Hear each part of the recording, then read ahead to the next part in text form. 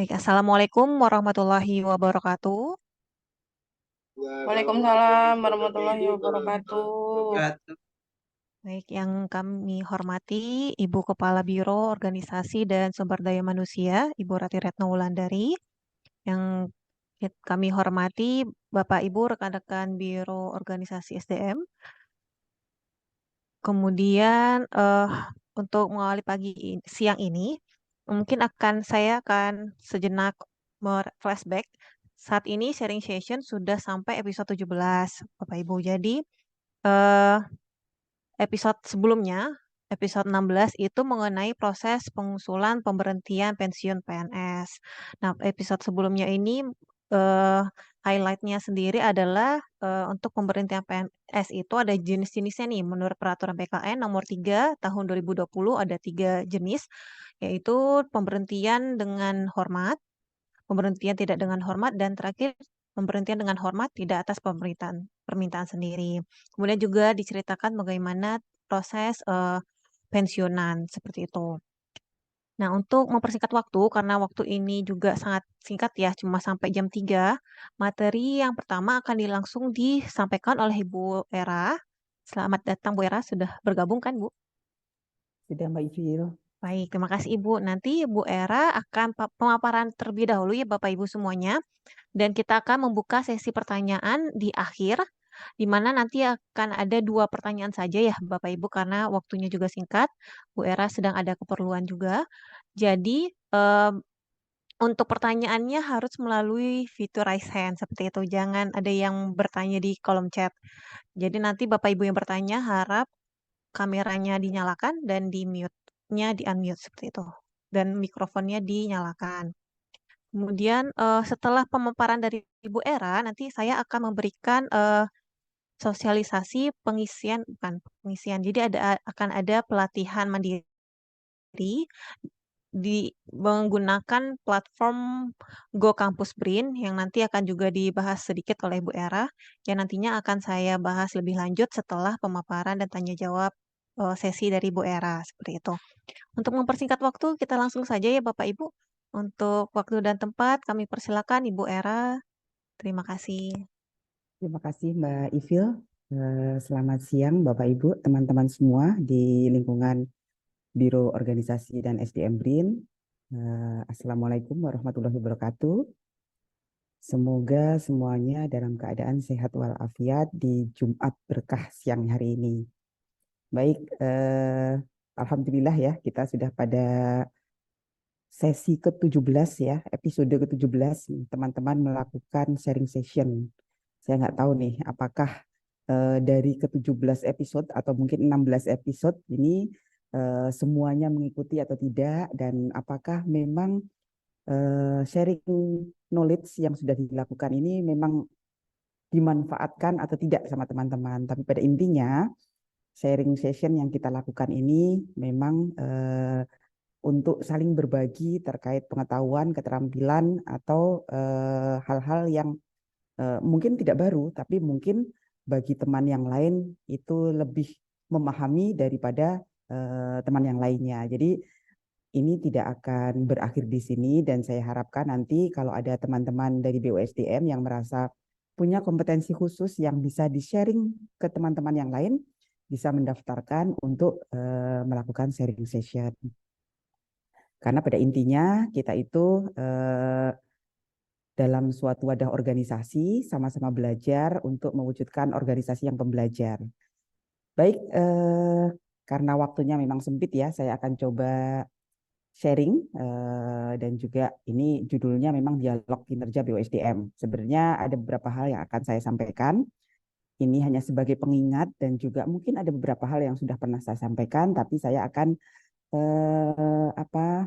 memberikan bold ya, menggarisbawahi beberapa hal yang ternyata ketika di lapangan itu saya menemukan implementasinya agak berbeda. Jadi seharusnya dialog kinerja itu kan kita lakukan dari awal tahun, dan mungkin sewaktu kita melakukan evaluasi kinerja, kita juga tetap selalu melakukan dialog kinerja. Dan hari ini di tanggal 6 Oktober sebelum berakhirnya tahun ini, saya juga mengingatkan kembali melalui dialog kinerja bahwa kita semua di dalam BUSDM ini mempunyai target kinerja masing-masing dan juga perilaku kerja yang akan dinilai di akhir tahun. Nah, masih ada waktu-waktu, masih ada ya, Oktober, November, Desember, di mana teman-teman yang mungkin belum menyelesaikan target kinerjanya, belum memperbaiki perilaku kinerjanya, itu bisa memperbaikinya di 3 bulan terakhir.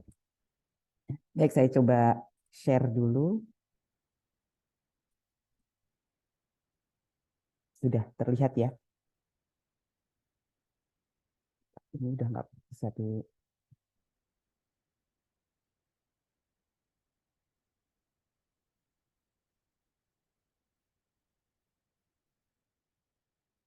Baik, hari ini ada 3 hal yang mungkin akan saya saya bahas. Itu terkait target kinerja BUSDM, yaitu SKP, kemudian fleksibilitas bekerja, udah ada SE-nya Buses dan juga ada nota dinasnya KBUSDM, dan kita akan bicara juga terkait pengembangan kompetensi. Jadi target kinerja tentu teman-teman semua sudah mendapatkan target kinerja di awal tahun ya, atau mungkin yang baru pindah ke BUSDM di saat pindah juga akan ada mendapatkan target kinerja.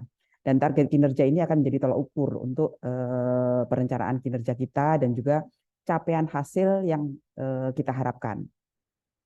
Tentu saja setiap pegawai harus dipastikan berkontribusi terhadap capaian kinerja BUSDM. Jadi kalau dulu mungkin ada ya pegawai yang jabatan fungsionalnya bisa tinggi tanpa berkontribusi pada capaian kinerja organisasi.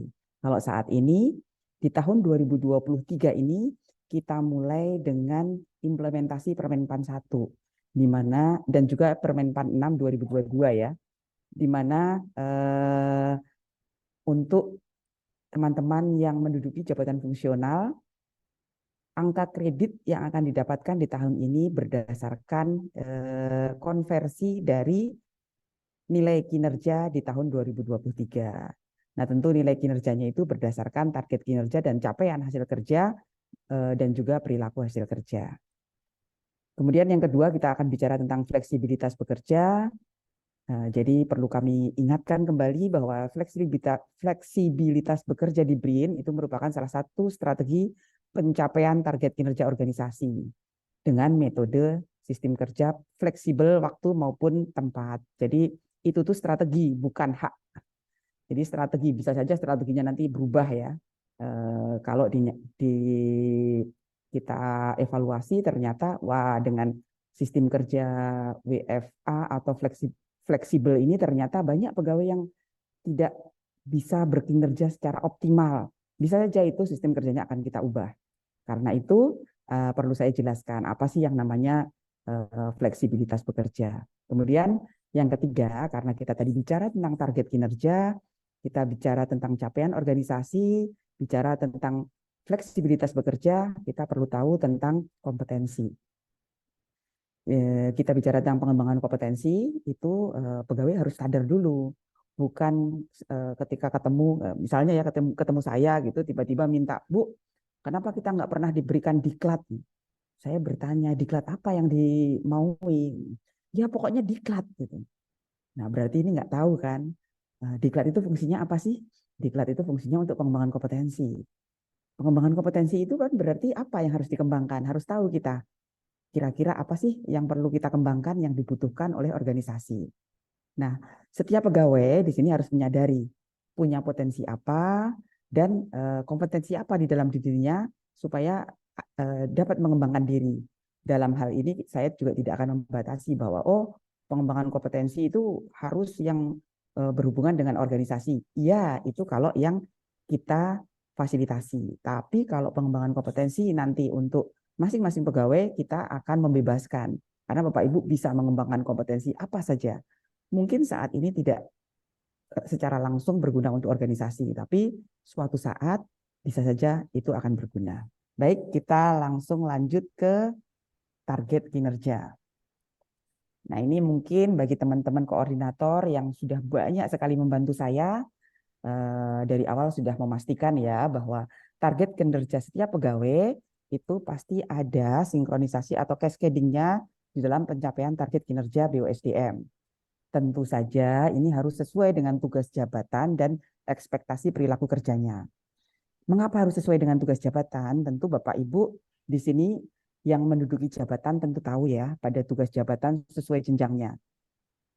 Misalnya analis SDM aparatur ahli madya, tentunya tugasnya dalam sisi kualitas harus lebih tinggi tingkatannya daripada analis SDM aparatur ahli muda maupun ahli pertama. Apalagi dari sisi kuantitas. Kualitas harus lebih bagus, kuantitas juga harus lebih banyak karena apa? Karena target kinerja sesuai dengan jenjang akan ada imbal baliknya yaitu tunjangan kinerja dan juga tunjangan jabatan. Jadi jangan sampai nanti ketika kita evaluasi kita bisa melihat nih sewaktu kita mau konversi, loh ini nilainya bagus ya, nilainya bagus, nilainya 100, tapi ternyata uraian target kinerjanya tidak sesuai untuk ruang lingkup jenjang analis SDM aparatur ahli muda. Loh kok dia hanya ngerjain kayak gini, beban kerjanya nggak ada. Ini saya pun akan mengevaluasi apakah memang tidak ada beban kerja di situ. Kalau tidak ada beban kerja di situ berarti formasinya pun akan kami evaluasi. Oh, berarti kalau nggak ada beban kerja di situ harusnya nggak ada formasi pada jenjang tersebut. Jadi nanti mungkin bisa dilihat kembali apakah ruang lingkup atau tugas jabatannya itu target kinerjanya itu sudah sesuai dengan jenjang jabatan. Nanti kalau yang pertama bisa aja bilang kok saya lebih banyak ya tugasnya sama yang muda, bahkan saya lebih banyak dari yang madya. Nah, ini juga harus kita lihat kembali apa benar seperti itu, walaupun tidak menutup kemungkinan bahwa penugasan tambahan itu karena untuk men-trigger atau memberikan kesempatan bagi teman-teman yang masih pertama ataupun muda agar bisa meningkatkan kompetensinya dan mungkin bisa menjadi promosi kalau nanti naik ke jenjang. Berarti kan kalau teman-teman yang pertama ya mungkin sudah banyak mengerjakan jenjang jabatan yang di atasnya. Berarti ini nanti sebagai penilaian kita bahwa yang bersangkutan ini termasuk dalam kategori bisa dipromosikan atau berarti di atas ekspektasi penilaiannya. Jenjang pertama tapi sudah melaksanakan target kinerjanya itu sudah setara dengan jenjang ahli madya, berarti kan dia sudah di atas ekspektasi. Tidak mungkin nilainya setara ya, karena dia sudah mampu, berarti secara kompetensi mampu, secara kinerja pun sudah ada outputnya. Nah, saya mungkin merangkum ini dalam 4 kategori ya. Sebenarnya 4 kategori itu sudah masuk di dalam target kinerja kita maupun target perilaku, ekspektasi perilaku di BOSDM. Jadi BOSDM itu mempunyai target kinerja berupa indeks-indeks ya, mulai dari indeks kelembagaan, indeks sistem merit, indeks profesionalisme ASN, indeks berakhlak maupun indeks NSPK yang semuanya sudah kita turunkan di dalam metrik hasil kerja, RHK dan sebagainya ya, yang sudah kita kaitkan juga, sudah kita tag ke teman-teman yang berhubungan atau berkaitan dengan target kinerja ini. Contohnya untuk indeks sistem merit ya, indeks sistem merit maupun indeks NSPK itu hampir semuanya berkaitan. Jadi hampir semua teman-teman itu pasti capaian intinya itu ke indeks sistem merit baik di layanan di fungsi pusat maupun di LKSDM. Untuk capaian indeks ini, kalau kita bicara hanya melulu nilai, mungkin ya udah bisa hanya berdasarkan dokumen. Tapi menurut saya itu nggak benar ya kalau hanya berdasarkan dokumen. Bisa saja itu kita lakukan, tapi saya berharap ketika kita meraih indeks NSPK kategori A ataupun indeks sistem merit targetnya juga menjadi A, memang kita sudah melakukan semua itu sesuai dengan apa yang ada di dalam kebijakannya sistem merit. Jadi jangan sampai beberapa hal itu tidak kita lakukan tapi kita laporkan. Jadi di dalam indeks sistem merit banyak hal yang alhamdulillah ya praktek baiknya sudah banyak kita lakukan, dan saya harap praktek baik yang dilakukan oleh LKSDM juga bisa ditularkan pada LKSDM yang lain. Eh, di sini saya mungkin sekaligus mengingatkan ya, kemarin mungkin LKSDM 5 juga sudah ikut ya ketika kita bertemu dengan OR Kesehatan.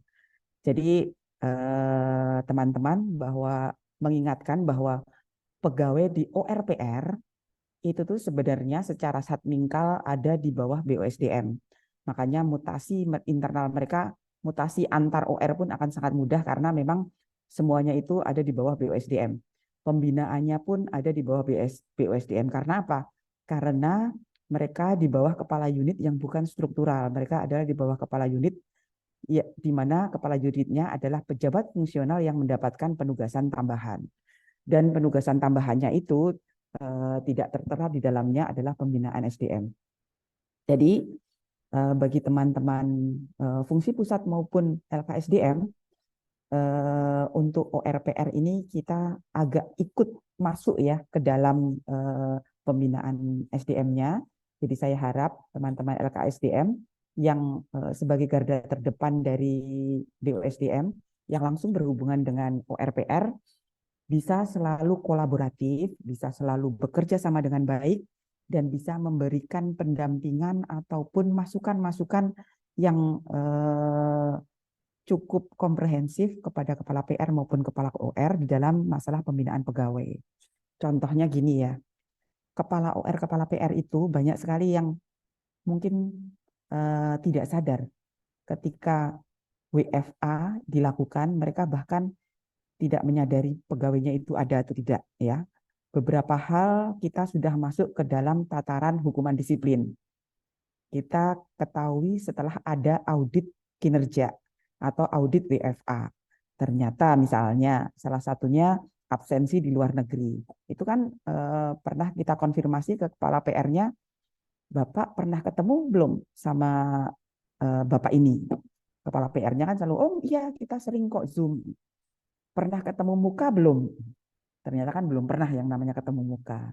Dan ternyata pentingnya ketemu muka, salah satunya itu menandai bahwa oh orangnya itu ada di Indonesia loh, oh orangnya itu masih sehat loh, karena kan ternyata lagi-lagi LKSDM 5 ya yang menemukan bahwa oh ternyata sakit dan sebagainya. Jadi saya harap kalau ada pegawai-pegawai atau SDM-SDM di ORPR maupun di Deputi dan juga di Setama yang memang tidak pernah bekerja, tapi kita ketahui ya, mungkin kepala kepala unitnya itu tidak sadar atau tidak menyadari, kita bisa mengingatkan kepada mereka bahwa ada loh pegawainya itu yang tidak mendapatkan kontrol yang bagus sehingga tidak melaksanakan pekerjaan dengan baik. Berarti kan kita kita sebenarnya BUSDM kan nggak pengen langsung ke hugris ya, kita pengennya kan pencegahan.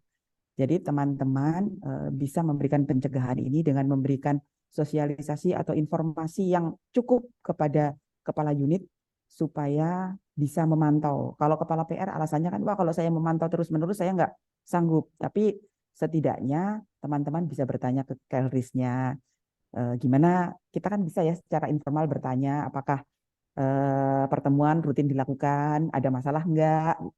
Dari situ kalau kita memang sudah bisa mingle sama teman-teman PR, tentu mereka akan menginformasikan kalau ada pegawai-pegawai yang bermasalah. Jadi sebelum masalahnya menjadi besar, kita harapkan kita bisa memberikan solusi di awalnya, bisa memberikan pencegahan, bisa memberikan peringatan, jangan sampai nanti di akhir kita bentuknya jadi hukuman disiplin.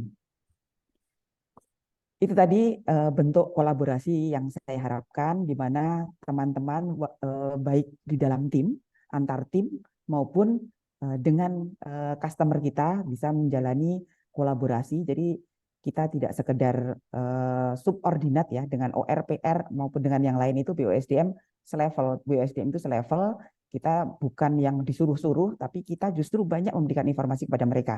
Karena BOSDM saat ini kewenangannya itu agak besar ya, karena mereka tidak punya kewenangan untuk pembinaan kewenangan untuk membina SDM dalam secara komprehensif. Jadi kita itu harus bisa memberikan masukan-masukan seperti itu. Kemudian terkait kepuasan layanan. Mungkin saat ini memang standar layanan di BOSDM belum dibuat secara terdokumen ya, tapi saya rasa SOP-nya sudah ada dan teman-teman juga sudah menjalankan tersistem. Tapi nanti mungkin dari tim tata laksana bisa memberikan tambahan lagi terkait baku mutunya supaya kita jelas standar layanannya. Jadi kalau ada orang yang komplain, kita sudah tahu jawabannya seperti apa. Kok ini saya tulisannya di layanan kawasan terkirim di pusat, tapi tidak ada sama sekali jawabannya. Gitu. Nah, kalau ada baku mutu, kita bisa lihat ya, dan juga itu bisa memberikan input kepada saya juga siapa ya pegawai yang tidak memberikan layanan secara optimal atau mungkin ada proses bisnis yang perlu diperbaiki dan sebagainya.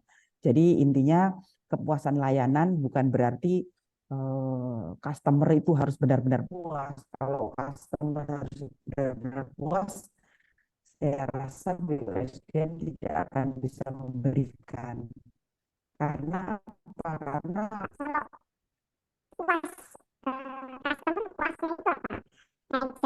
jabatan selalu naik pangkat. Jadi gaji selalu pada waktu juga. Ada kata, ada kata, itu bisa jadi masih ada soal atau pasti kan bisa dibayangkan kondisi ini tidak terlalu yang jadi loh ini kami harus selesai kita bisa dan nanti kita bisa selesai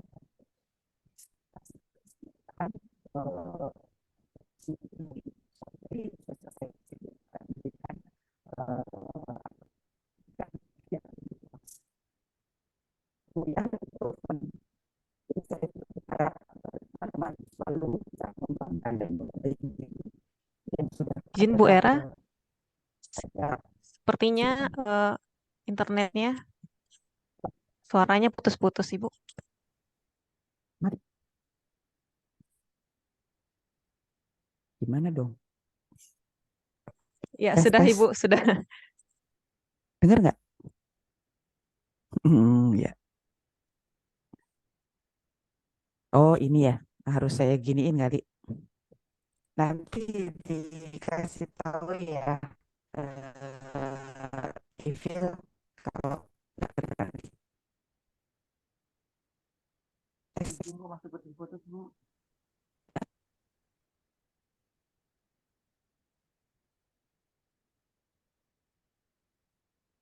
Itu ya nggak di-share. Oh, kamera aja. Orang mau nutup kamera aja susah. Tes. Udah Bu, udah bagus. Ya, tes tes.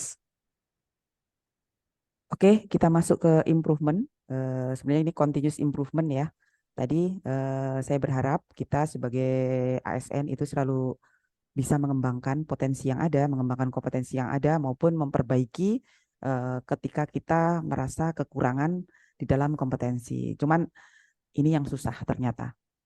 Eh, Walaupun saya justru ya orang-orang yang kompeten malah merasa dia kurang kompeten. Tapi orang-orang yang tidak kompeten ketika dievaluasi kinerja malah merasa dia cukup kompeten. Itu yang ternyata self assessment itu juga perlu kejujuran ya. Jadi ketika nanti mungkin teman-teman pengembangan akan melakukan self assessment itu teman-teman harap nanti ketika mengisi itu sejujur-jujurnya. Karena kalau teman-teman merasa bahwa oh saya sudah cukup, berarti cukup yang dikatakan teman-teman itu standarnya di situ. Padahal ekspektasi saya mungkin bisa lebih tinggi. Tapi kalau teman-teman merasa itu sudah cukup, bisa jadi berarti capaian kinerjanya hanya di bawah ekspektasi yang saya berikan. Jadi jangan pernah berhenti untuk memperbaiki diri, jangan pernah berhenti untuk mengembangkan diri dalam melaksanakan tugas jabatan. Dan tentu saja harus mampu menyesuaikan diri dengan kebutuhan organisasi secara cepat. Masih didengar nggak? Masih didengar ya? Nah, ini saya mungkin juga akan sedikit memperbincangkan masalah revisi Undang-Undang ASN. Di revisi Undang-Undang ASN itu salah satunya apa? Ada pemberhentian bisa dilakukan melalui pensiun dini ya, apabila ada perubahan organisasi. Untung saja ya, BRIN itu berubah dulu sebelum revisi Undang-Undang ASN itu terjadi. Kalau revisi Undang-Undang ASN itu duluan sebelum BRIN terbentuk, bisa jadi kita banyak yang akan dirumahkan ketika tidak bisa menyesuaikan dengan kebutuhan organisasi. Jadi ini harapan saya, kita semua nih tidak terkecuali, kita juga terus continuous improvement dengan kompetensi apapun, karena bisa jadi suatu saat ketika teknologi itu sudah begitu canggih, layanan SDM itu sudah otomatis, sudah tidak perlu lagi ya. Kalau kita kan saat ini masih perlu mengeklik, masih perlu meriksa dan sebagainya. Kalau sudah canggih mungkin sudah tidak diperlukan lagi administrasi kepegawaian. Semuanya sudah pakai teknologi artificial intelligence. Terus fungsi kita apa? Berarti kan kita harus berani untuk berubah, berani untuk mencoba sesuatu yang baru. Jadi Bapak Ibu, sesuai juga dengan Permen PAN 1 itu di dalamnya menyatakan bahwa akan mempermudah yang namanya alih jabatan. Jadi Bapak Ibu kalau sudah mempunyai jabatan ini bukan terus, oh jabatan saya analis SDM aparatur, pokoknya saya harus misalnya organisasi berubah, pokoknya apapun yang terjadi saya harus analis SDM aparatur. Nah, ketika dulu kebutuhannya 100 menjadi 10, apakah Bapak Ibu juga tetap ngotot mau jadi analis SDM aparatur? Tentu saja kan kita akan menyesuaikan dengan perubahan. Banyak kan yang akibat COVID aja banyak pekerjaan yang hilang, tapi banyak juga pekerjaan yang baru. Jadi intinya kita harus siap sedia untuk selalu berubah atau menyesuaikan dengan lingkungan. Dan menyesuaikan diri dengan lingkungan ini adalah salah satu kompetensi untuk menyesuaikan perubahan. Ini yang saya harapkan teman-teman dengan adanya BRIN itu udah salah satu ujian ya ketika kita mengalami perubahan. Saya harap tidak berhenti di sini, perubahan itu harus terus-menerus untuk dan tidak ada capaian maksimalnya. Kita harus berubah terus-menerus untuk mencapai hasil yang lebih baik. Baik, terkait target kinerja sudah. Nanti mungkin setiap koordinator bisa mengevaluasi kembali ya sebelum sampai di akhir tahun. Kira-kira target kinerja mana yang belum terpenuhi, kira-kira perilaku mana yang sampai kemarin itu masih belum dilakukan, sudah berkali-kali diperingatkan, masih tidak mengikuti sesuai dengan arahan koordinator tim maupun koordinator fungsi.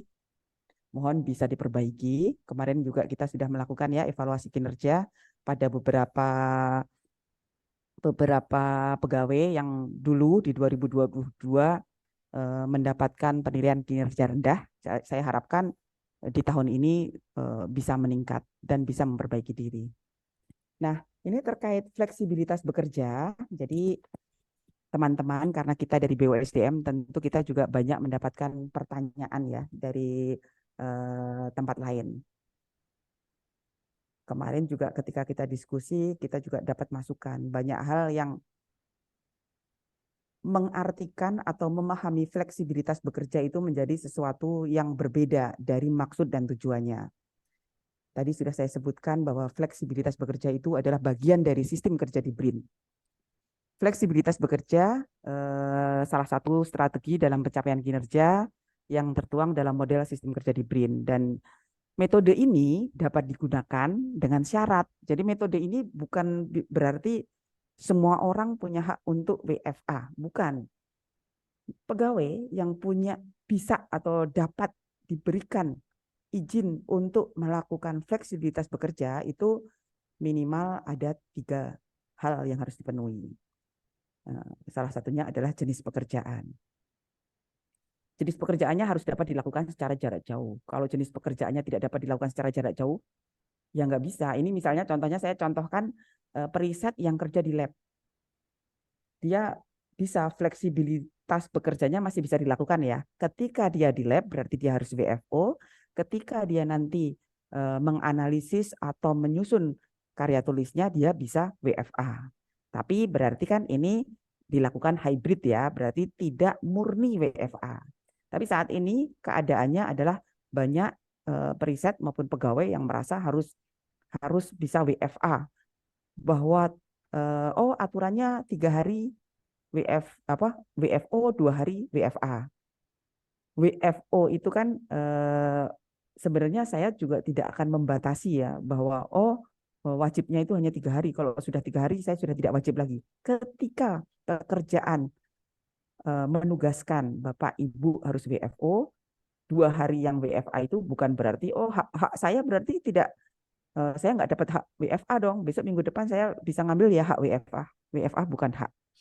WFA bisa dilakukan apabila ketiga syarat ini terpenuhi. Jadi kalau ketika jenis pekerjaannya, oh mohon maaf dalam 1 bulan ini saya memerlukan Mbak Nisa harus WFO, ya udah berarti kan Mbak Nisa harus WFO. Dan seperti itu. Atau bisa jadi Mbak Monik saya berikan tugas untuk menulis rekomendasi kebijakan, di mana Mbak Monik membutuhkan tempat yang sepi, yang tidak harus bertemu orang. Saya bisa saja memberikan izin bahwa Mbak Monik dalam 1 bulan tidak harus WFO, tapi targetnya harus selesai dan sebagainya. Jadi intinya ini terkait jenis pekerjaan, dan saya tidak bisa memberikan per orang ya. Dan itu mungkin yang paling tahu adalah koordinator atau kepala tim masing-masing.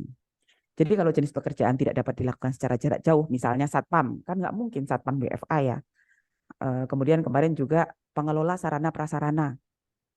Nanti kalau kita mau komplain AC rusak, masa kita harus nunggu nanti ya, saya lagi WFA. Jadi kita menunggu layanan ketika yang bersangkutan nanti WFO, itu nggak bisa juga. Jadi pertama dapat dilakukan secara jarak jauh, tidak bersifat layanan yang sifatnya harus tatap muka. Nah, kita kalau bicara tentang BOSDM, sebenarnya BOSDM aslinya sudah bisa WFA semuanya. Tapi kita melihat lagi bahwa customer kita, kolaborasi kita, pelanggan kita membutuhkan kita juga WFO. Apakah fungsi pusat juga tidak perlu WFO? Sebenarnya WFA aja bisa, tapi kita perlu WFO karena apa? Karena kita harus SPJ, kita harus meyakinkan tim-tim yang lain, kita harus koordinasi secara tatap muka, jadi kita juga harus WFO. Dan satu lagi, mengapa saya tetap memaksa ya, dalam hal ini dalam tanda kutip memaksa teman-teman harus WFO. Karena di dalam WFO, saya berharap teman-teman bisa sharing pengalaman. Ketika WFO, teman-teman bisa mendapatkan insight dari teman-teman yang lain. Jadi kalau WFO tetap di CWS yang tidak ada orang dan tidak bertemu orang, itu juga nggak ada gunanya.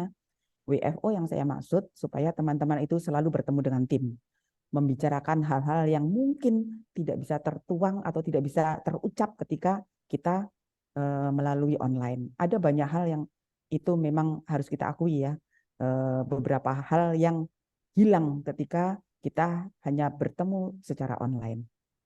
Dan yang ketiga adalah tidak membutuhkan alat kerja yang permanen atau sulit dipindahkan. Jadi ini contohnya yang arsiparis. Arsiparis itu membutuhkan alat kerja yang sulit dipindahkan. Dia kan arsipnya itu, kecuali ya yang sudah arsipnya digital. Kalau di kita kan arsipnya sudah digital, tidak ada lagi arsip yang fisik ya. Kalau arsip fisik terus dia WFA, kita sampai bertanya-tanya kira-kira kerjaannya apa ketika WFA. Jadi Bapak Ibu, nanti kita akan memperkenalkan juga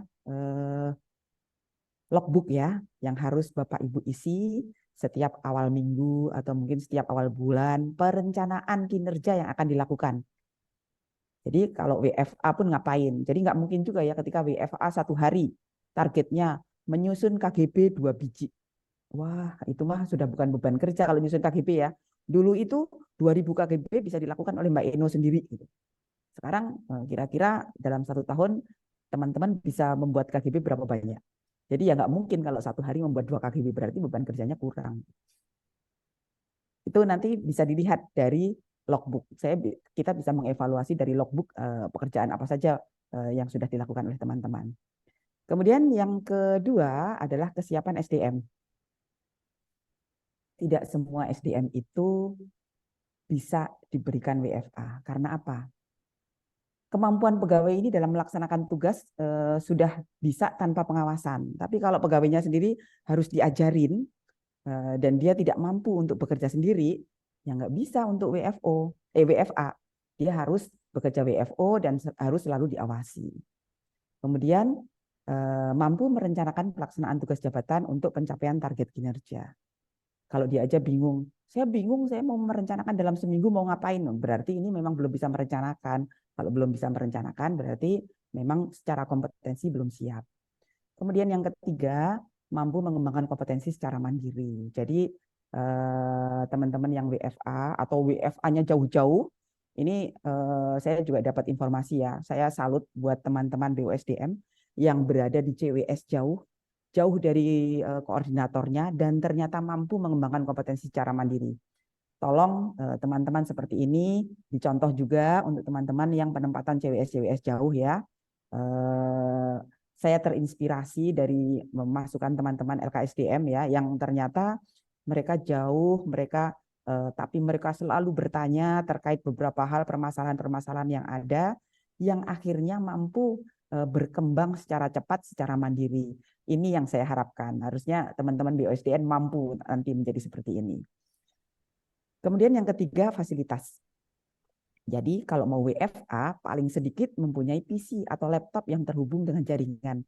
Untuk BUSDM saya tadi katakan ya, sebenarnya kalau BUSDM itu full WFA pun nggak masalah, karena memang secara jenis pekerjaan bisa, secara aplikasi juga sudah ada, tapi sekarang masalah SDM-nya kan. Kalau dari jenis pekerjaan BUSDM oke, tapi dari kesiapan SDM tidak semua siap. Dari kesiapan fasilitas tidak semua punya PC atau laptop. Apalagi yang terhubung dengan jaringan. Ya, jadi tidak ada alasan ketika WFA diminta Zoom, jaringan saya lemot atau jaringan saya ini, berarti salah satu syarat untuk WFA gagal ya. Oke, kemudian ini intinya kalau fasilitas di kita itu hampir semuanya sudah dapat ya, kecuali nomor satu. Nomor satu itu kalau memang ngotot WFA ya harus menyediakan sendiri laptopnya. Tapi selama belum ada laptop dan dia tidak bisa mengerjakan pekerjaan tanpa laptop, ya harus WFO. Mungkin itu untuk fleksibilitas bekerja, tapi intinya saya mengingatkan dan saya juga mengapresiasi ya, beberapa kali juga sudah saya sampaikan, saya mengapresiasi teman-teman yang sudah tinggi integritasnya untuk selalu mengajukan cuti apabila ada hal-hal yang memang dilakukan ketika sedang WFA, bukan WF. Ini benar-benar saya salut ya buat teman-teman dan berarti integritas teman-teman itu patut diacungi jempol, tidak menyia-nyiakan kepercayaan ketika WFA memang benar-benar WFA, ketika cuti ya memang benar-benar cuti, bukan WF, bukan apa namanya, bukan cuti tapi alasan WFA ya. Gimana?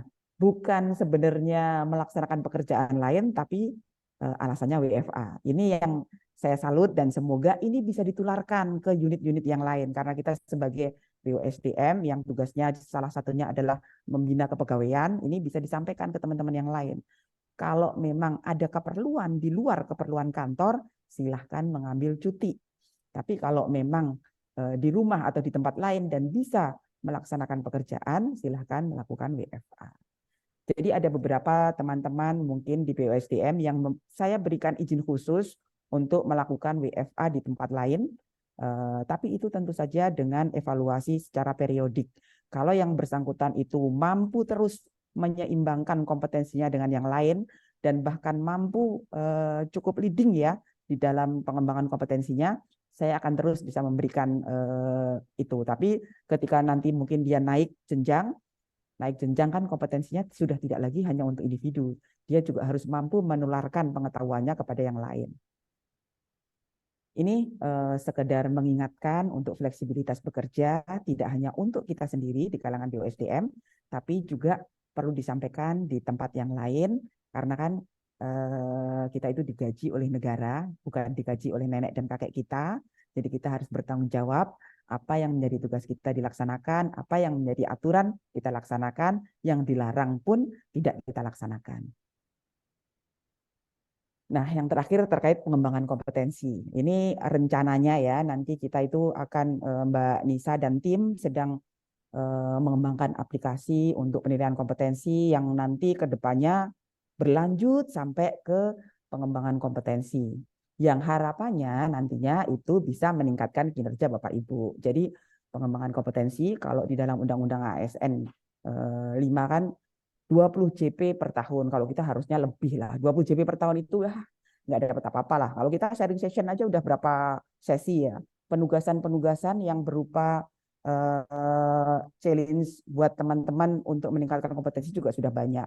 Metrik-metrik juga kita buka. Apalagi yang teman-teman kawasan ya harus banyak memahami berbagai proses bisnis itu juga luar biasa. Jadi pada intinya pengembangan kompetensi di BUSDM kalau cuma 20 JP itu sudah berlebihan lah kalau kita. Tapi kalau teman-teman masih mengingatkan, tapi saya nggak pernah diklat, dah ya. Saya sudah berkali-kali juga ngomongin diklat itu sudah masa lalu ya. Kita ngomonginnya sudah pengembangan kompetensi yang sudah lebih advance lagi, pengembangan kompetensi yang sudah lebih outputnya itu ter apa ya, outputnya itu jelas. Kalau pengembangan kompetensi melalui pelatihan, kemarin juga saya ingatkan ya, jadi teman-teman ikut pengembangan kompetensi di PKN. Selalu kan kalau saya pulang, apa nih dari PKN yang bisa kita implementasikan? Selalu pada ketawa. Ya gitu aja, teori-teori aja sih Bu. Padahal kita pengen kalau habis pengembangan kompetensi, pelatihan itu teman-teman bisa menularkan hasilnya itu ke teman-teman yang lain supaya teman-teman sama-sama menjadi pintar, sama-sama meningkat kompetensinya. Nah, nanti ketika kita melakukan assessment, kita mungkin juga mencoba melakukan self assessment. Tadi saya sampaikan lakukanlah dengan jujur. Misalnya kompetensi untuk analis SDM aparatur. Itu misalnya ada 14 kompetensi ya. Dari 14 kompetensi itu apa saja sih yang Bapak Ibu merasakan belum terlalu memahami? Mungkin sudah memahami, tapi belum bisa menganalisis atau belum bisa mengevaluasi. Itu kan tingkatannya berbeda-beda ya. Jadi itu teman-teman nanti bisa secara jujur mengisi. Nanti Mbak Nisa dan teman-teman juga akan melakukan pemetaan kompetensi secara segera. Yang di awal mungkin kita berawal dari teman-teman yang menduduki jabatan ahli media akan kita petakan kompetensinya. Kita akan lihat apakah sudah memenuhi job person match atau belum. Kalau belum berarti ada gap kompetensi. Nah, di gap kompetensi ini teman-teman juga harus memahami potensi dan area pengembangan diri yang diperlukan. Bukan malah marah-marah ya, oh nggak bisa masa saya kurang sih di sini, bukan dengan cara itu, tapi kalau ada gap kompetensi kita harus menerimanya dengan lapang dada dan mencoba memperbaiki diri.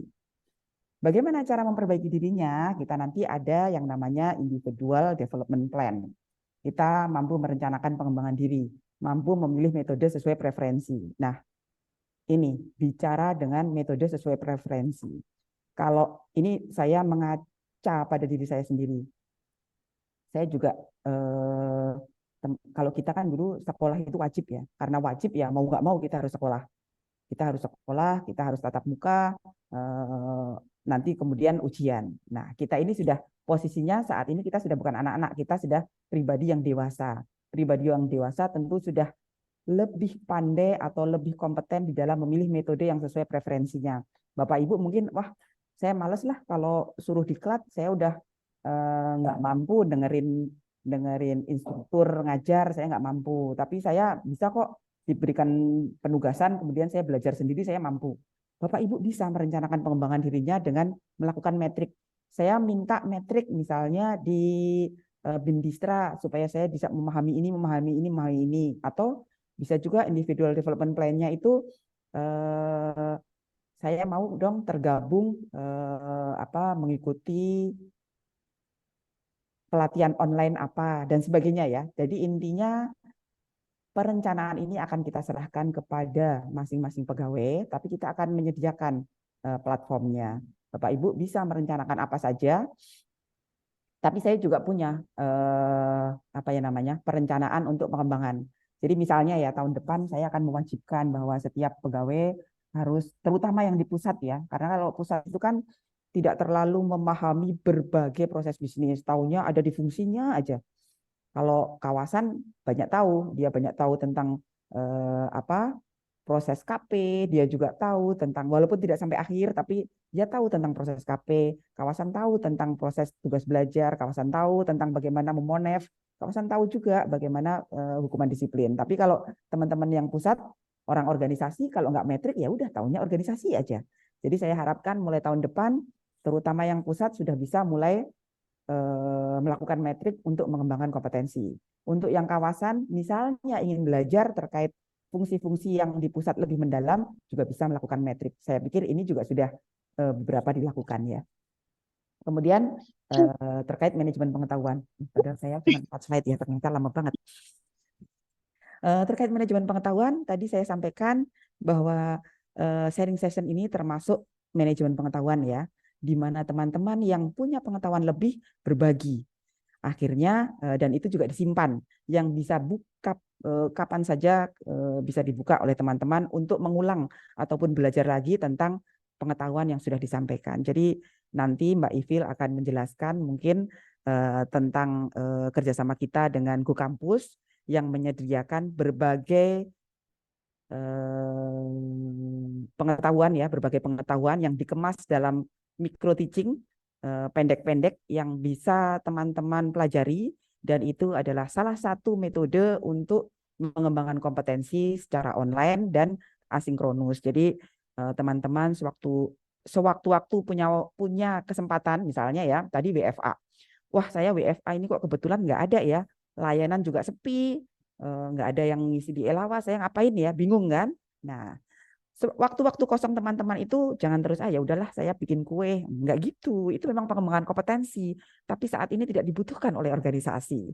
Mungkin nanti kalau kalau BRIN itu ya mau jualan kue bolehlah belajar jualan kue. Tapi kalau ini teman-teman perlu belajar. Oh, ada loh nanti di Go Kampus itu terkait bagaimana sih mengendalikan emosi. Kita kan banyak ya eh,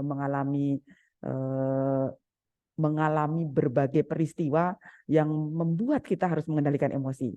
Ayo belajar tentang pengendalian emosi. Itu salah satu pengembangan kompetensi yang insya Allah bisa berlanjut pada perubahan perilaku kita.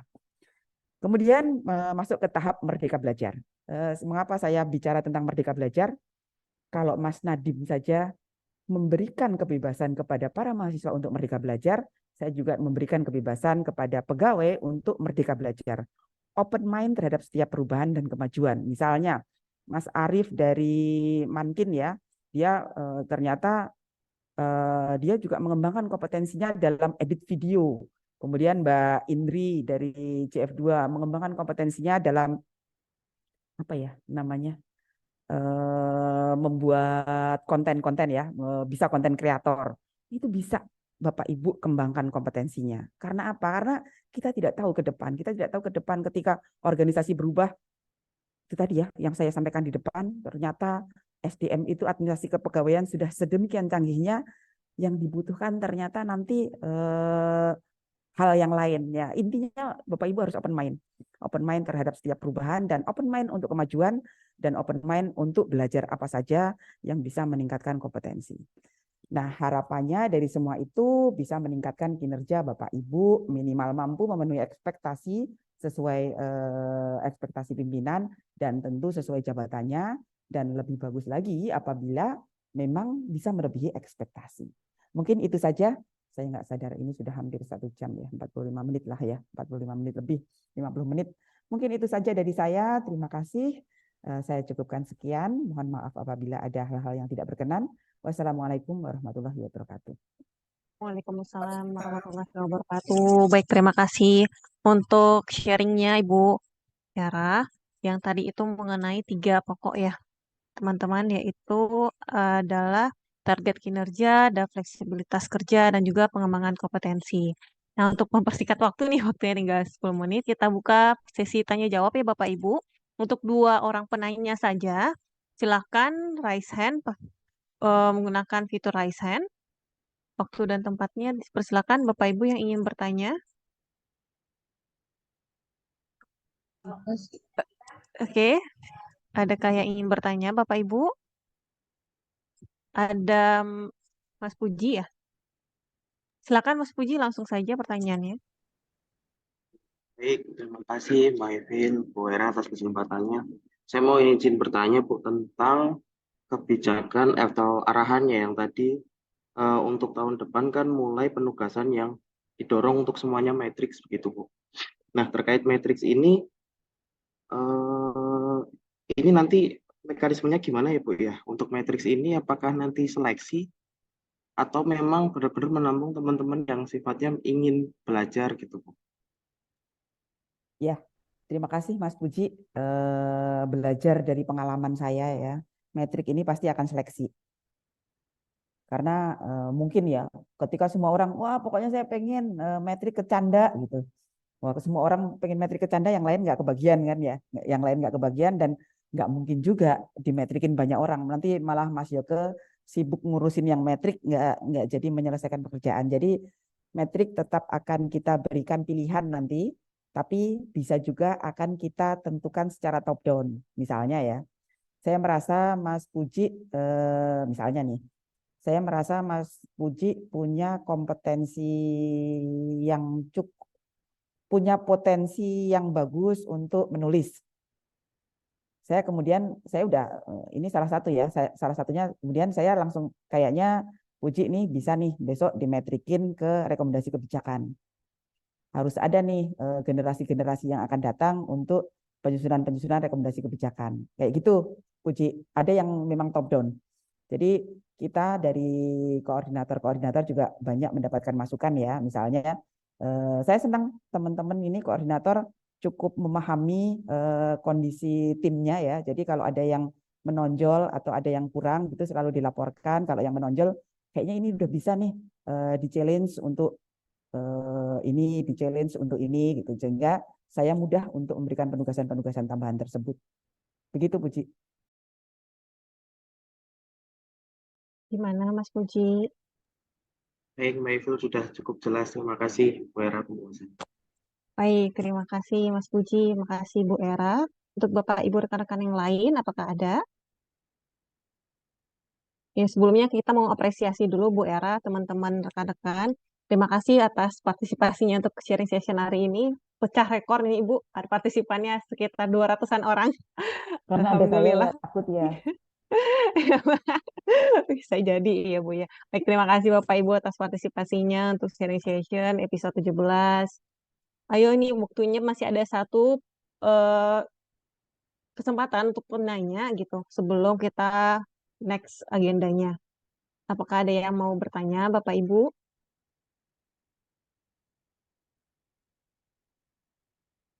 Kalau tidak ada pertanyaan ini Bu Era, mungkin Bu Era mau bertanya. Kita balik ini Bu. Atau kita cukupkan?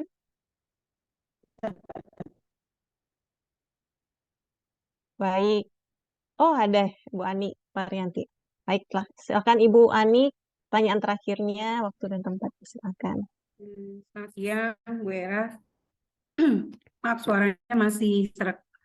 Eh, Kalau tadi terkait yang pengembangan kompetensi, ketika apa namanya ya, mungkin kalau sekarang ada apa ya program gitu, atau ketika misalnya pegawai merasa atau punya keinginan gitu, apakah bisa mengajukan atau seperti apa ya, Bu Era?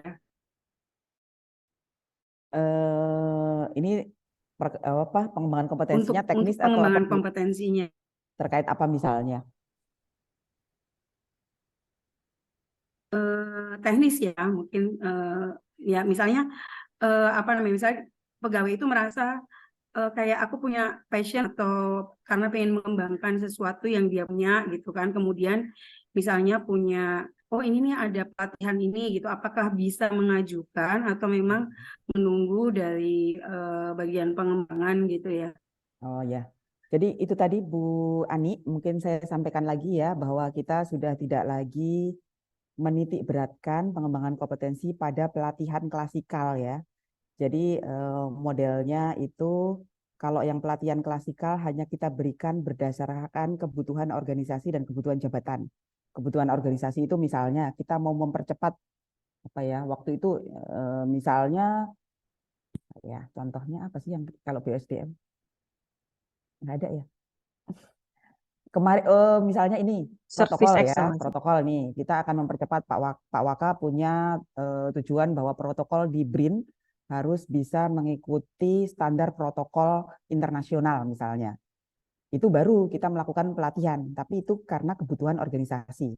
Kalau bicara tentang kebutuhan individu, itu nanti pasti akan sangat banyak sekali. Kita punya pegawai 14.000 sekian, itu tidak mungkin kalau kita bicara pelatihan klasikal untuk individu. Jadi kalau untuk individu, setidaknya setiap individu harus menyadari kekurangannya dan apapun pengembangan kompetensi bisa dilakukan melalui berbagai cara, bahkan di YouTube kan sekarang apa saja ada ya. Ngomongin tentang Permenpan 1 aja, hampir semua orang itu sudah ada di YouTube-nya. Bagaimana cara, pokoknya YouTube itu sekarang ibaratnya manajemen pengetahuan gratis yang bisa kita dapatkan, walaupun nggak semuanya benar ya. Tapi kalau hanya hal-hal dasar terkait beberapa hal, kita kita pasti akan, kalau terkait SDM rasa-rasanya semuanya ada. Semuanya ada di, karena kalau HRD itu hampir sama ya. Yang kita tidak ada itu ketika teman-teman asesor nih, teman-teman asesor itu pengen banget bikin simulasi, tapi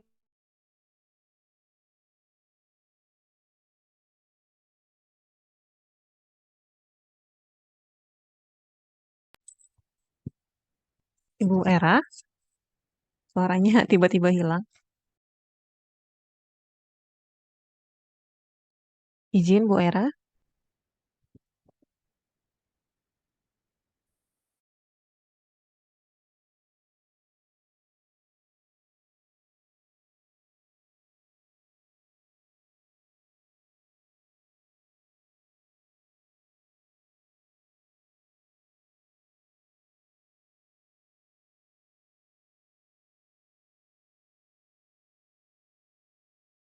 Baik Ibu, sepertinya Bu Era laptopnya mati.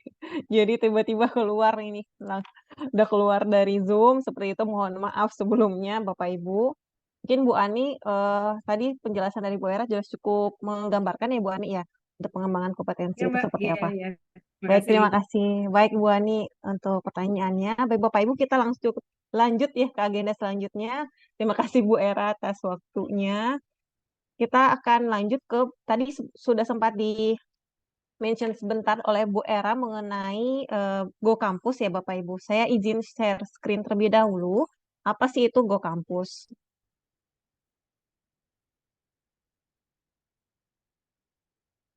Tunggu sebentar. Hmm,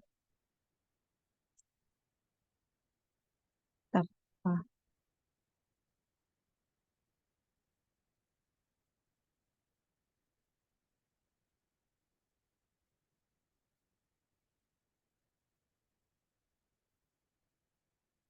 Ya, jadi Bapak Ibu untuk Go Campus sendiri merupakan sebuah platform website digital itu ya untuk eh, kursus online gitu yang dibawakan oleh banyak perusahaan dan universitas di dunia seperti itu. Dan apa saja sih yang ada, kompetensi apa sih yang ada di Go Campus ini? Yaitu dia merancu pada top skill kunci dalam karir seorang profesional dalam 5 sampai 10 tahun mendatang. Jadi ada soft kompetensi seperti itu dan juga ada tren kompetensi yang saat ini sedang apa ya, tren di dunia gitu.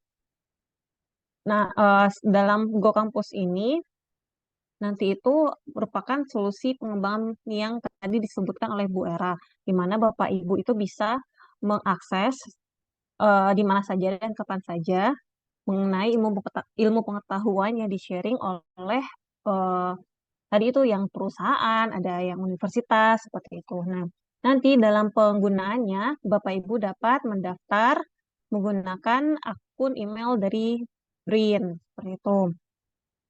Dan kompetensinya itu ada seperti soft kompetensi seperti leadership, strategic thinking, ada communication, ada growth mindset, problem solving, dan lainnya. Juga ada kompetensi untuk industri trend seperti data science, digital marketing, AI, dan segala macamnya. Jadi kursus ini online dan dibawakan oleh beberapa perusahaan ternama. Misalnya ini dari kursus digital dan teknologi dari AWS, ada dari TikTok Academy, ada dari Meta, ada dari Tokopedia, dari universitas juga ada NUS, ada UPH, dan dari perusahaan-perusahaan seperti Dekon dan Mindtera. Seperti itu. Nah, nanti sebelum masuk itu, Bapak Ibu nanti diminta mengakses dari link berikut ini. brin.gocampus.com. Seperti itu Bapak Ibu. Jika yang pastinya belum punya akunnya, jadi langsung masuk daftar menggunakan email BRIN. Misalnya saya contohnya fafi002@brin.go.id, atau nanti kan ada juga ya email BRIN yang nama lengkap, misalnya fafilia.francisca@brin.go.id. Jadi itu tidak masalah, asal nanti domainnya adalah brin.go.id. Seperti itu Bapak Ibu. Dan untuk akses dalam Go Campus ini, saya informasikan bahwa kita ini masih dalam batas trial, di mana trial ini itu hanya berlangsung dari tanggal 6 hingga 13 Oktober depan, hari Jumat, seperti itu Bapak Ibu. Jadi selama 1 minggu ini sampai ke Jumat, Bapak Ibu dapat mengakses sekitar 500-an pelatihan yang Bapak Ibu minati, baik itu dari soft kompetensi, ataupun peminatan yang lainnya, ataupun yang tadi diinfokan dari Bu Era, yang mana menurut Bapak Ibu sendiri, oh saya kurang di bagian sini, saya kurang di bagian sana, seperti itu. Jadi bisa Bapak Ibu cari sendiri dan memfilter sendiri dan memilih kelas yang sesuai dengan eh, kebutuhan Bapak Ibu. Kemudian setelah pengisian kebutuhannya, Bapak Ibu bisa memilih dengan langsung tombol play dan mengikuti kelasnya hingga di akhir kelas nanti akan ada kuis. Seperti itu. Jadi untuk trial ini Bapak Ibu diminta untuk sampai hanya mengikuti kuis sampai selesai saja Bapak Ibu. Jadi untuk mendapatkan sertifikat masih belum, dikarenakan ini masih masa trial. Untuk nantinya jika kita sudah berlangganan full dari BRIN, maka Bapak Ibu bisa langsung mengunduh sertifikat tersebut dan juga bisa diklaim sebagai pengembangan kompetensi. Nah, untuk pemilihan kelas untuk trial ini tidak ada batasan ya Bapak Ibu ya. Jadi Bapak Ibu bisa memilih apapun. Cuma nanti jika kita sudah berlangganan dan masuk ke individual development plan untuk pengembangan kompetensinya, mungkin akan ada tambahan lagi dari pengembangan bagaimana kriteria-kriteria pelatihan mana yang bisa diakses oleh peserta dari BRIN, pegawai dari BRIN. Untuk saat ini kita buka terlebih dahulu ya untuk ini. Ini merupakan platformnya Bapak Ibu. Silakan terlebih dahulu Bapak Ibu untuk login. Kalau saya ini sudah login. Nah, nanti jika sudah login, Bapak Ibu langsung saja masuk ke home. Seperti itu. Kemudian mencari mana yang diinginkan. Misalnya, pengennya tentang Excel gitu. Nah, ini kita bisa lihat ada beberapa, ada 2 nih. Pilih salah satu juga boleh, atau pilih keduanya juga boleh. Mungkin langsung untuk memulainya, langsung saja klik tombol play, dan Bapak Ibu langsung mengikuti pembelajarannya sampai selesai. Dan ini tuh ada berbagai macam fungsi ya Bapak Ibu ya, sampai terakhir. Cuma karena ini masih trial, jadi yang kebuka hanya beberapa materi saja. Nah, untuk trial ini tidak apa-apa Bapak Ibu untuk yang terbuka saja kelasnya. Seperti itu. Nah, ketika sudah selesai dan kita sudah mengisi materi, maksudnya mengisi kuis, kita langsung bisa mencek juga di My Class. Ini apa saja yang sudah kita lakukan, kemudian kita bisa melihat eh, kelas yang sudah dipelajari, Izin seperti tampilannya itu. belum berubah, Mbak Evil. Oh, Tampilannya belum maaf, berubah. maaf. Gak ada yang ngomong dari sini, Pak. Maaf. Saya Iya, langsung saya ngomong aja yang aja. ngomong. Makasih, Pak. Ya, ulang lagi, Ya, Mbak. ini sudah keluar belum? Itu tadi saya ngomong ke di ini ya, mau apa ya Bapak Ibu? Ini udah kelihatan belum ya? Sudah. Udah, Oh, Mbak. sudah, baik, terima kasih. Oh, maaf sebelumnya. Jadi ini ya Bapak Ibu ya, tampilan Go Kampus. Nanti Bapak Ibu silakan daftar terlebih dahulu menggunakan akun email BRIN @brin.go.id. Kemudian Bapak Ibu langsung masuk ini ke home dan memilih mana saja yang mau Bapak Ibu inginkan untuk dipelajari. Mungkin kita coba saja terlebih dahulu dari misalnya growth mindset, misalnya seperti itu ya. Kita cari mana nih yang mau kita pelajari, misalnya ini. Langsung saja klik tombol play dan Bapak Ibu langsung dapat mendengarkan dan melihat dan menonton untuk kelas ini.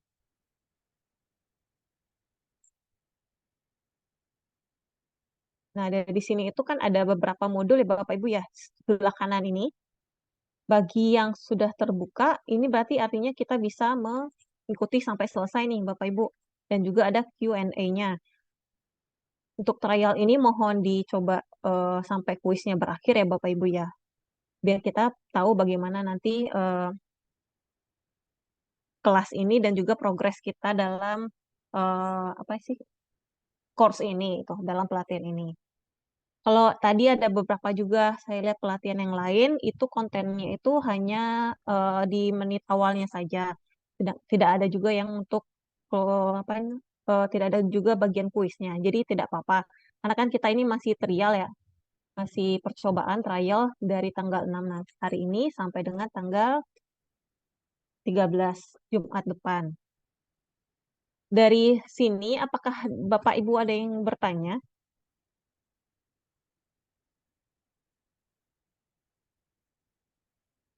Apakah sudah cukup jelas? Izin bertanya, Bapak. Dengan siapa ya? Izin bertanya, Mbak Ivil. Iya, ini yang ngomong Ibu Sugiati ya? Ya, Ya, silakan Ibu. izin bertanya, Mbak Ivil. Mohon maaf, untuk setiap kursus itu, untuk durasinya berarti tergantung dengan materi yang kita ambil gitu ya, Mbak? Ya, betul Ibu. Jadi durasinya tiap materi yang dipilih itu beda-beda ya. Oh, gitu ya. Oke, baik-baik. Terima kasih, Mbak Ivil. Ya, baik Ibu. Kemudian nanti kan ada beberapa yang Bapak Ibu ambil ya. Nanti itu bisa, misalnya belum selesai ini kan course materinya ada beberapa gitu ya di sebelah kanan sini bisa dilihat. Jika belum selesai, nanti bisa kembali ke kelas saya dan bisa diselesaikan di kursus ini, di bagian kursus ini. Seperti itu. Nah, Bapak Ibu nanti setelah hari terakhir di tanggal 13, nanti kami meminta tolong kepada Bapak Ibu yang sudah mengikuti kelas ini untuk mengisi evaluasi.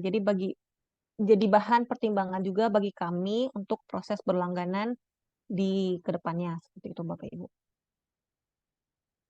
Apakah ada yang ingin ditanyakan? Izin, Mbak. Ya, silakan Pak U. Pertama tadi saya lihat notif yang langganan 1 bulan tuh. Nah, itu nggak perlu diklik ya. Nggak perlu sih Pak, nggak perlu. Iya. Yang kedua, Mm-mm. ini kan trial nih. Mm-mm. Kedepannya apakah ada arahan misalkan dari pimpinan bahwa ini ada kewajiban misalkan setiap pegawai atau sivitas BSDM minimal berapa gitu mengikuti atau seperti apa ya? Bocoran aja sedikit mungkin, Mbak. Baik, baik, terima kasih Pak Rauf. Untuk kedepannya kita belum tahu ya untuk kebijakan kedepannya. Yang pasti untuk trial ini terlebih dahulu, karena kita juga butuh evaluasi dari Bapak Ibu, apakah Go Kampus ini worth it untuk kita langganan juga sih sebenarnya. Jadi untuk kedepannya apakah nanti akan diwajibkan ataupun cuma siapa yang mau, mungkin nanti bisa kita sosialisasikan kembali seperti itu Bapak Ibu. Ya, terima kasih Mbak. Ya, Cuman ya. sedikit pengalaman ya, saya pernah mengikuti sejenis ini sih, tapi LAN yang mengadakan. Mm-mm. Bagus, tapi saya keteteran saat mengikuti kuis sama tesnya karena itu ada berbatas waktu dan ternyata di hari kerja gitu. Jadi nggak kegarap akhirnya sama saya, ini pengalaman aja sih, secara pengalaman karena load kerjaan juga gitu yang di kawasan mungkin kadang naik turun ya. Jadi ya jadi pertimbangan juga sih mungkin buat teman-teman gitu ya. Ini sharing aja mungkin teman-teman kalaupun memilih pelatihan atau tidak ada beberapa hal materi, mohon perhatikan juga pribadi selaku pribadi dan koordinator mungkin jangan sampai malah karena ini juga kerjaan di kawasan atau teman-teman kerjaannya terbengkalai juga, itu aja sih sebenarnya. Terima kasih Mbak. Oke. Baik, terima kasih Pak Rauf atas sharingnya. Mungkin nanti bisa kita infokan kembali ya Bapak Ibu ya untuk kegiatan apa untuk pelatihan ini. Jadi mungkin di akhir kan nanti kita berikan ini Pak form evaluasi. Jadi Bapak Ibu misalnya ada kendala ataupun merasa ini kurang bermanfaat atau ini sebenarnya sangat bermanfaat gitu. Nanti bisa diberikan masukan kepada kami melalui link formulir evaluasi tersebut. Begitu Bapak Ibu. Eh, apakah ada lagi yang ingin ditanyakan Bapak Ibu terkait Go Kampus ini?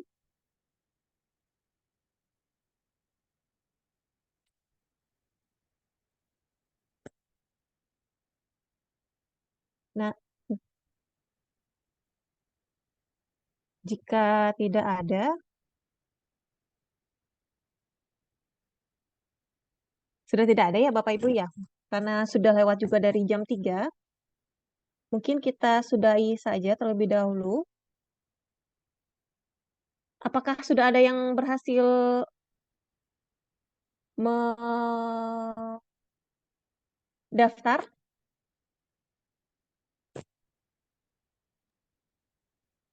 Sudah, Belum. Mbak. Sudah ya, Ibu Ina sudah berhasil, Bu? Iya, sudah nyoba berhasil, Mbak. Oh, sudah ya. Mungkin nanti bisa boleh nggak Bu, kasih sharing bentar aja gitu, dialin ke teman-teman. Boleh minta waktunya sebentar?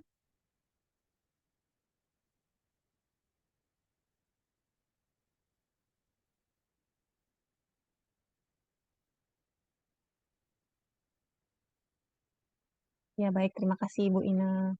Ya, gitu. Ini menggunakan email BRIN ya, Bu ya?